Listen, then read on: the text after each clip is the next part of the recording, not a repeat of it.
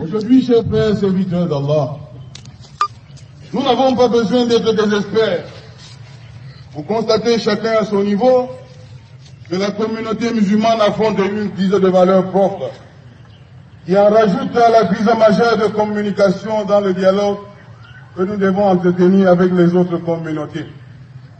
En effet, comment pouvons-nous penser objectivement répondre à l'exigence nationale du vivre ensemble, chacun restant dans le strict respect de ses propres valeurs, et tous étant astreints au respect de l'autre avec ses propres spécificités? Puis comment faire de nos différences autant de richesses et non autant de motifs à l'assouplissement de nos passions, si nous n'arrivons déjà pas à vivre ensemble au sein d'une même communauté? Aujourd'hui, chers frères serviteurs d'Allah, selon que l'on se réclame de telle tendance ou de telle autre obédience, l'intolérance et l'antagonisme sont tels que les plus malins auraient du mal à comprendre que nous appartenions tous bel et bien à la même famille musulmane. Les chiites font une guerre dévastatrice aux sunnites et mutuellement en Irak, en Syrie, en Afghanistan, au Pakistan et au Bahreïn, etc.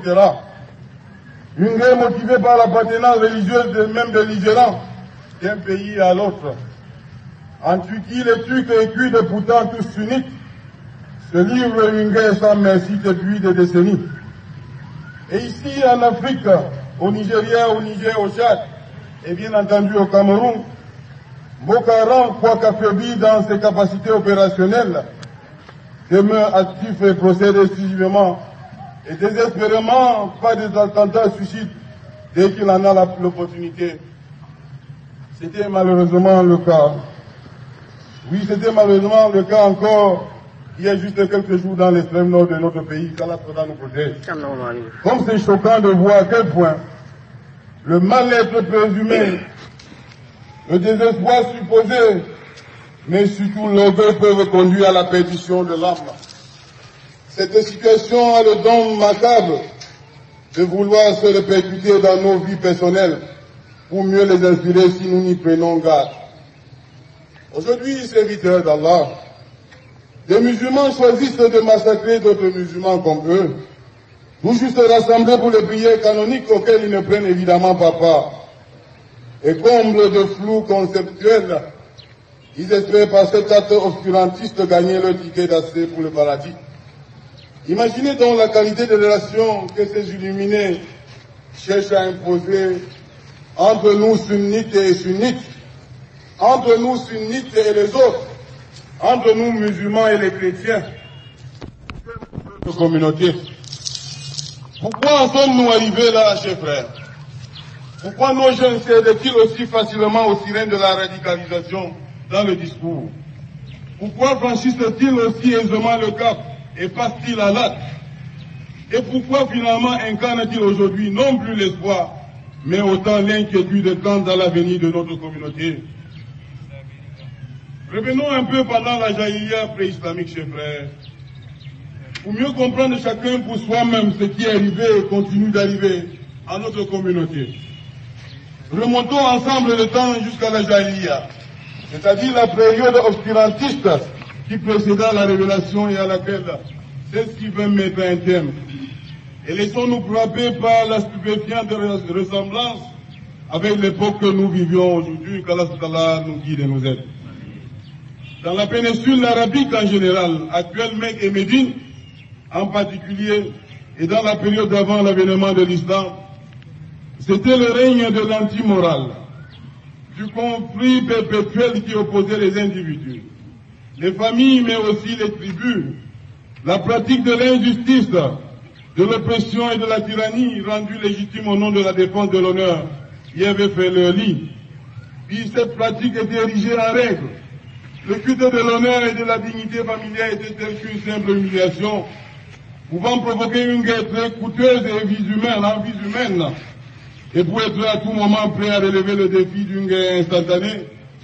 Chaque grossesse nourrissait évidemment le fantasme de la naissance d'un enfant plutôt garçon que fille, qui pourrait être utile en cas de conflit. Et quand le destin imposait une fille, celle-ci pouvait tout bonnement être enterrée vivante. Les spécialistes de l'histoire de la civilisation islamique nous aident à comprendre que la Jahiliya, cette période de paganisme, fut aussi le règne de la barbarie et du non-droit consacré à la législation. C'était quasiment l'état de nature, de fait, tant les droits fondamentaux y étaient allègrement bafoués, tant la société était divisée, tant la communion des cœurs y était inexistante, voire impossible à envisager, et tant la propriété privée était un concept éphémère. Ça nous guide, nous chers frères. Revenons donc à l'impact de l'avènement de la nation islamique, chers frères. La révélation islamique fut l'antithèse absolue de ce qu'était la Jahiliya. Elle a pourtant un temps record, une révolution radicale non seulement dans les mœurs, mais surtout dans les cœurs. Et c'est là que le vrai miracle opérant et perpétuel de l'islam s'est manifesté et s'est mis en évidence. L'islam avait été révélé au prophète Mohammed, sallallahu alayhi wa sallam, en tant que religion ayant pour vocation de véhiculer à l'humanité un message, un même message, immuable et éternel. Depuis nous, alayhi salatu wa salam, jusqu'à la fin des temps, à savoir adorer Allah, le Dieu unique, sans associer et écarter du culte des idoles à Karoun. وَلَقَدْ بَعَثْنَا فِي كُلِّ أُمَّةٍ رَسُولًا أَنِ اعْبُدُوا اللَّهَ وَاجْتَنِبُوا الطَّاغُوتَ. Barakallahu li wa lakum fi Qur'an Karim. Vous l'avez bien compris, chers frères. La mission de l'islam, qui est la révélation, fut et restera d'ailleurs toujours la réforme des cœurs et le redressement des mœurs. En tout temps, en tout lieu, la purification des cœurs passait obligatoirement par la croyance en l'unicité d'Allah Azza wa Jal. Et le fait de lui vouer un culte absolument exclusif, d'aimer ce que Allah aime, agréer ce dont il est satisfait et détester ce que Allah déteste parmi les paroles et les actes apparents et cachés. Puisse Allah soit nous faciliter, chers frères. Eh bien, serviteurs d'Allah, selon Nu'man ibn Bashir, qu'Allah l'agrée, tel que rapporté par Bukhari et Muslim, le prophète sallallahu alayhi wa sallam va dire en ce sens, le licite est évident, al-haram bayyin, et l'illicite est évident, wa halal bayyin, al-halal bayyin, wa haram bayyin. Et il y a entre eux des choses douteuses ou bien des choses confuses que beaucoup de gens ne connaissent pas. Donc celui qui fait les choses douteuses aura pu vérifier sa religion et son honneur, tandis que celui qui tombe dans les choses douteuses tombera dans l'illicite, comme le berger qui fait perdre son troupeau du mouton. Autour d'un champ interdit risque d'y pénétrer, et chaque roi a son territoire gardé, et les choses qu'Allah interdit sont son territoire gardé. De même que dans le corps se trouve un morceau de chair, qui s'il est purifié, le corps entier sera purifié, mais s'il est corrompu, le corps entier sera corrompu. Allah al-Qalb, c'est le cœur. Grâce à nous facilite, chers frères. Comme vous pouvez le constater, la construction de la nation islamique naissante avait aussi marqué le début d'une double révolution, celle de cœur fondamentale d'abord et celle de mœurs indispensables. Et cette révolution était fondée sur deux piliers principaux, l'unité des discours spirituels et la convergence des cœurs. Puis la convergence des cœurs des musulmans vers un seul objectif, la recherche de l'agrément d'Allah, dans les paroles prononcées et les actes posés, par opposition au règne de la loi de jungle, incarnée par la Jahiliya, qu'Allah nous en préserve. Et c'était, et c'est encore aujourd'hui, la seule manière de réaliser une symphonie harmonieuse entre les intérêts particuliers et le bien, ceux de la religion et ceux enfin de la vie dans ce monde. Plus tard, chers frères, la culture de la solidarité et du discours mutuel se développa d'elle-même par la généralisation de l'entraide et de l'assistance mutuelle.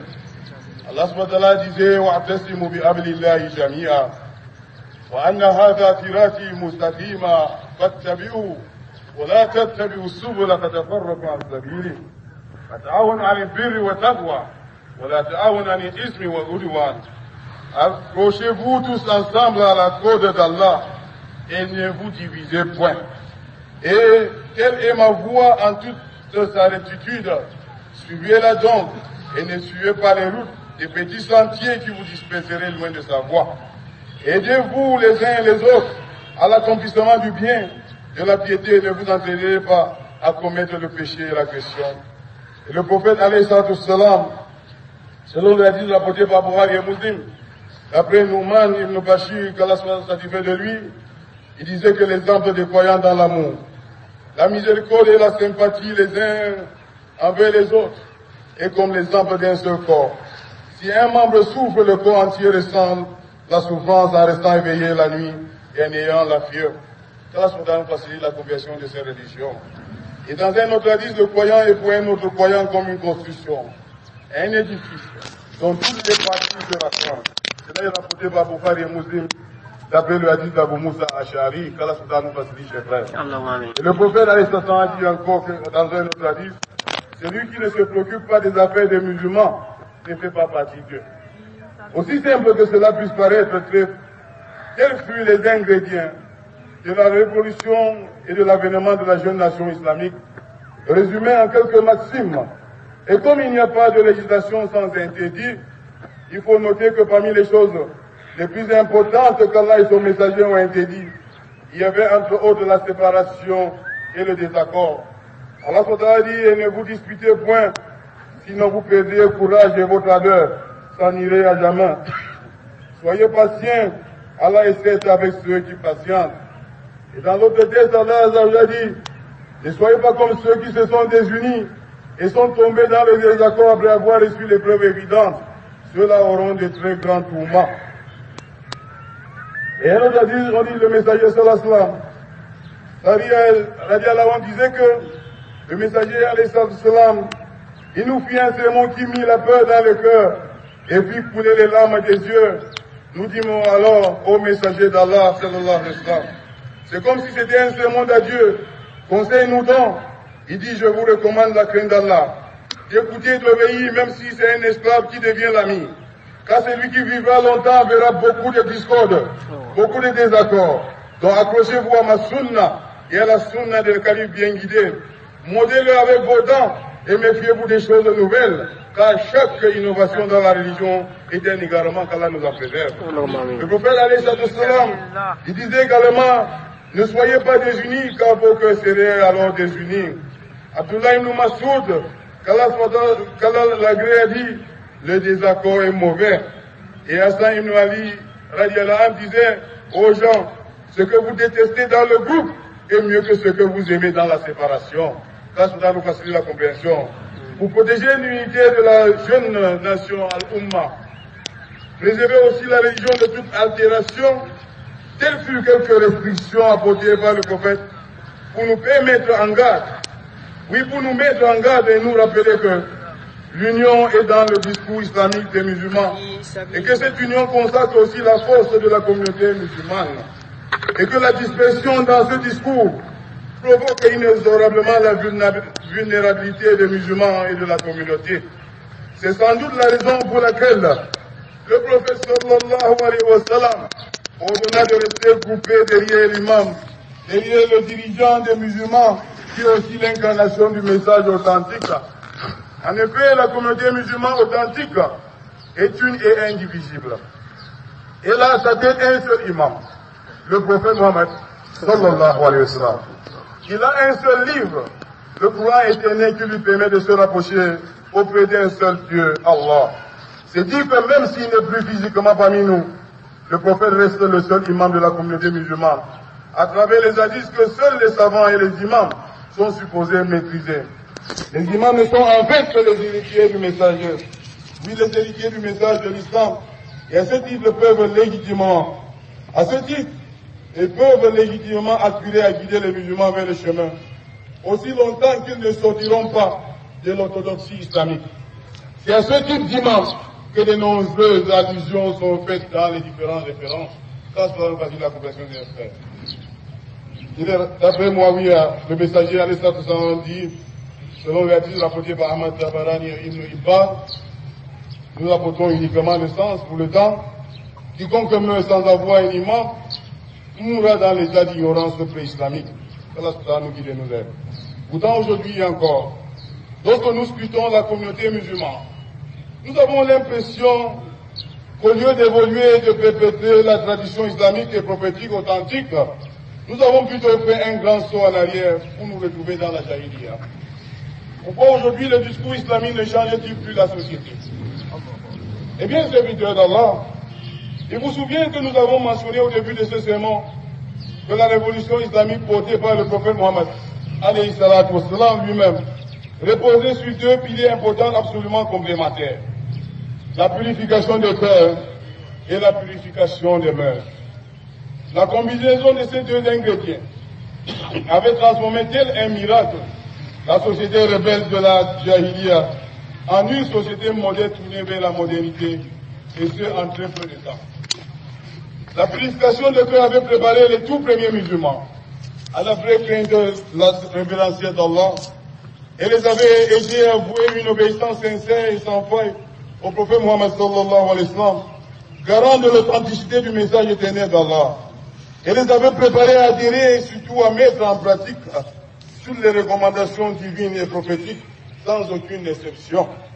Et les avait enfin permis de respecter sans aucune contrainte la sacralité nouvelle instituée de la vie et de la propriété privée, de respecter l'intégrité psychologique des individus ainsi que la dignité humaine, de protéger l'image et la réputation de la religion musulmane à l'islam, etc.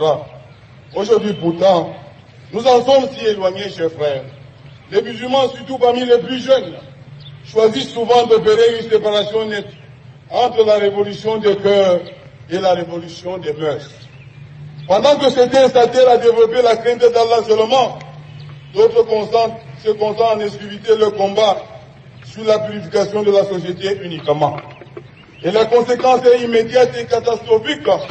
En effet, si de nos jours, tous les musulmans continuent d'adorer un Dieu unique, Allah Azzawajal, certains ne considèrent plus du tout le prophète comme le guide unique de la communauté musulmane. C'est ainsi que certains imams censés être que des simples successeurs spirituels du prophète Mohammed sallallahu alayhi wa sallam ont été promus guides de la communauté, d'où la terrible crise des exégèses que subit le Saint-Coran. Oui, aujourd'hui, beaucoup de musulmans se croient obligés de se sentir autre chose d'abord, avant de se sentir musulmans pratiquant la sunna du prophète Mohammed sallallahu alayhi wa sallam. Et il y en a même qui ne se reconnaissent pas sunnites, c'est-à-dire qui préfèrent une autre voie que cette tracée et suivie par le prophète Mohammed sallallahu alayhi wa sallam jusqu'à sa mort. Mais qui, pas extraordinaire, se sentent quand même toujours musulmans. Subhanallah. Aujourd'hui, parmi les musulmans se réclamant encore sunnites, on trouve aujourd'hui encore les Albaniyoun, les Fawzaniyoun, les Husseiniyoun, les Bembaziniyoun, je ne peux pas tout citer, etc. Dans d'autres idéologies, nous pouvons mentionner des confréries telles que les Tijanites, les Kadriya, les Mourides, et bien entendu les chiites avec leur propre démembrement tout aussi étanche. Tous ces schismes ont une chose fondamentale en commun. C'est qu'au départ de chacun d'eux, il y a toujours un homme. Un homme qui n'étant ni prophète, ni messager d'Allah, quand quand même réussi à prendre des galons. Oui, qui a quand même réussi à prendre des galons auprès de ses élèves pour devenir aux yeux de ces derniers, ainsi que d'autres qui le suivent, un guide. Un guide usurpateur qui de facto a pris la seule place disponible. C'est du seul et véritable guide agréé auprès d'Allah, le prophète Mohammed sallallahu alayhi wa sallam. Le seul à avoir reçu la révélation divine, le seul à avoir reçu son enseignement de Malakul Jibril, l'ange Gabriel, et le tout premier exégète du noble Coran Karim. Allah subhanahu wa ta'ala, il ne nous dit pas en ce sens. Le jour où l'injuste se montrera, les deux mains en y dira, hélas. Pour moi, si seulement j'avais suivi le chemin avec le messager. Malheur à moi, hélas, si seulement je n'avais pas pris un tel pour ami. Il m'a en effet égaré loin du rappel le Coran, après qu'il me soit parvenu, et le diable déserte l'homme après la voie tentée. Qu'Allah nous en préserve. Oh, serviteur d'Allah. Où sont donc les Muhammadiyoun, si le mot là était possible, on ne nous appelle pas comme ça. Je veux dire où sont ceux qui suivent le messager de la vérité et de la paix pour y opérer le miracle depuis le prédécesseur, As-Sabiqouna Awwaloun.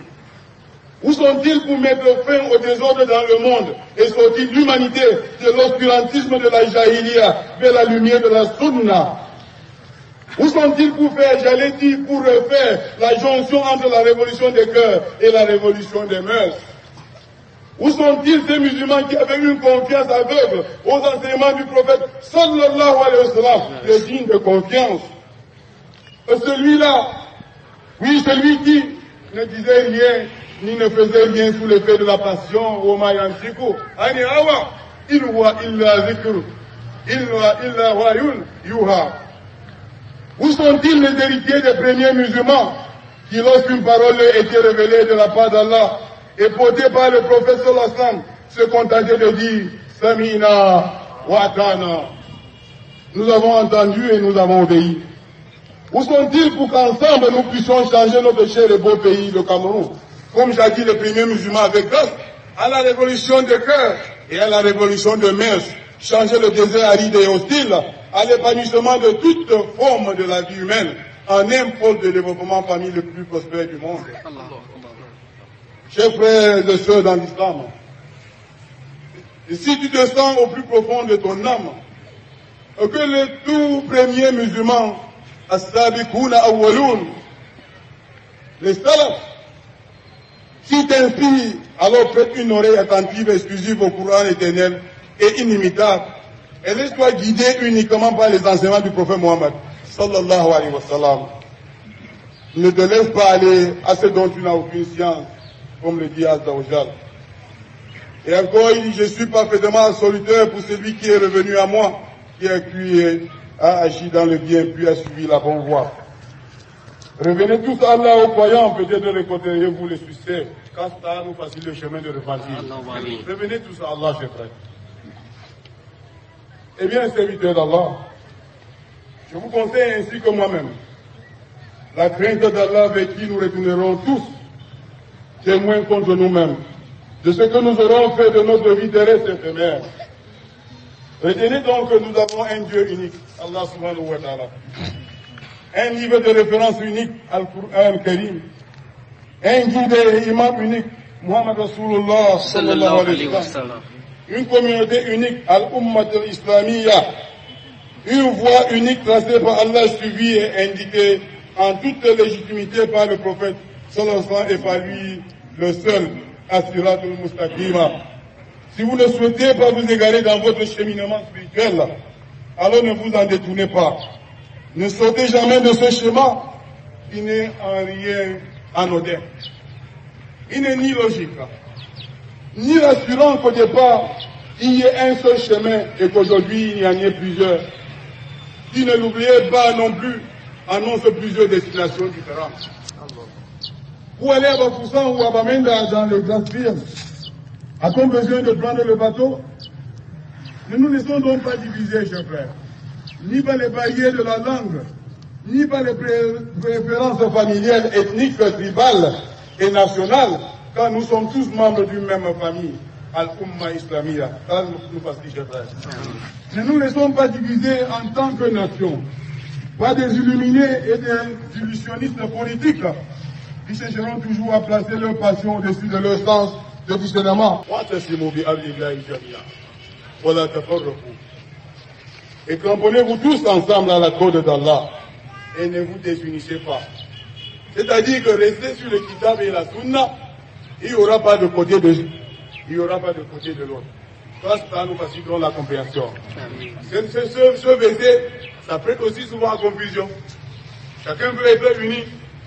Mais les gens appellent les gens dans le groupe pour être unis dans le groupe. Mais regroupez pour tous vers le Coran Karim et la sunna de son messager Muhammad sallallahu alayhi wa sallam. Grâce à nous qui de nous, chers frères. Eh bien, Seigneur Allah, que tu es grand, que tu es magnifiquement grand. Ta grandeur n'a d'égal que l'étendue de l'idée que tu en as. Lorsque tu décides de quelque chose, il te suffit de dire soit et cette chose est. C'est pourquoi du haut de cette chair, ya Allah, nous plaçons entre tes divines mains le sort de notre pays. Fais donc de lui ce havre de paix qu'il avait toujours été jusqu'ici, ya Allah. Boute hors de nos frontières toutes les hordes de terroristes qui n'ont de cesse de décimer des vies innocentes depuis l'extérieur. Anéantis tout leur soutien de l'intérieur. Expose-les, détruis-les. Protège nos valeureux soldats qui sacrifient régulièrement leur vie pour que nous soyons en liberté. Donne-leur une victoire finale imminente, Ya Allah. Ya Allah, Ya Allah, guide les musulmans du Cameroun vers la voie du salut, celle que tu avais ordonnée à Gabriel, Jibril alayhi salam, d'enseigner à ton noble prophète et qui mène au paradis, Ya Allah. Inspire-leur le discernement nécessaire qui leur est véritablement l'égarement, Ya Allah, car immanquablement vers toi et inévitablement notre retour, témoin contre nous-mêmes. Allah subhanahu nous aide. اللهم زدنا ولا تنقصنا واكرمنا ولا تهنا واتينا ولا تهرمنا وافتنا ولا تنكر علينا برحمتك يا ارحم الراحمين. اللهم فرج هم المهمومين ونفس كرب المكروبين والجاهدين عن المدينين واشف مدانا ومدى المسلمين برحمتك يا ارحم الراحمين. اللهم اجعلنا فينا مهديين غير الضالين ولا مضلين علما لاوليائك هربا لهدائك نحب بحبك من احبك ونهادي بهداوتك من اعداء. اللهم اجعلنا هدينا مهديين غير الضالين ولا مضلين سلما لاوليائك هربا لهدائك نحب بحبك من احبك ونهادي بهداوتك من اعداء برحمتك يا ارحم الراحمين. اللهم هدنا واهدي بنا واجعلنا سببا لمن اهتدى. اللهم هدنا واهدي بنا واجعلنا سببا لمن اهتدى برحمتك يا ارحم الراحمين. اللهم اعز الاسلام والمسلمين وأذل الشرك والمشركين وانصر عبادك المؤمنين. اللهم انصرنا وانصر اخواننا المستضعفين في كل مكان. اللهم انصرنا وانصرهم نصرا عزيزا. اللهم انصرنا وانصرهم كما نصرت المؤمنين يوم هنين برحمتك يا ارحم الراحمين. اللهم اغفر لنا ولوالدينا ولجميع موتى المسلمين الذين شهدوا لك وحدانية وبنبيك برسالات وماتوا على ذلك. اللهم اغفرهم وارحمهم واكرم نزلهم واسلم مغفرهم وسلم الماء والسجن ونقي من الخطايا والذنوب كما من الكسوة من الدنس. اللهم انزل على قبورهم نورا وفسة والسرور حتى يكونوا في البطون نادمين مطمئنين وعند قيام اشهد من الامنين. ورحمنا اللهم اذا سرنا الى مسار اليه ذات التراب وجعلنا جوادنا وهي بيننا وبين امل برحمتك يا ارحم الراحمين. عباد الله ان الله وملائكته يصلون على النبي يا ايها الذين امنوا صلوا عليه وسلموا تسليما. اللهم صل على محمد وعلى ال محمد كما صليت على ابراهيم وعلى ال ابراهيم وبارك على محمد وعلى ال محمد كما باركت على ابراهيم وعلى ال ابراهيم انك حميد مجيد برحمتك يا ارحم الراحمين. عباد الله ان الله يامركم بالعدل والاحسان وايتاء ذي القربى وينهى عن الفحشاء والمنكر يعظكم لعلكم تذكرون. اذكروا الله جليل العظيم يذكركم واشكروه على نعمه يزدكم ولذكر الله اكبر والله يعلم ما تصنعون. تقبل الله منا ومنكم. Allah subhanahu nous facilite. Et je remercie, n'est-ce pas, tous les frères, tous les alim, tous nos frères qui ont le savoir, qui nous ont soutenus tout le mois de Ramadan. Allah subhanahu les facilite. Je remercie également tous ceux qu'Allah subhanahu a pourvu d'un peu de bien et qui ont mis ça au service de l'islam, en soutenant ceux qui soutiennent la religion, en soutenant l'islam. Allah subhanahu nous soutient tous. Et qu'Allah soutient tous les imams de Bonabéry, partout où ils ont prié, et qu'Allah soutient tous les musulmans du monde entier. Salam alaikum.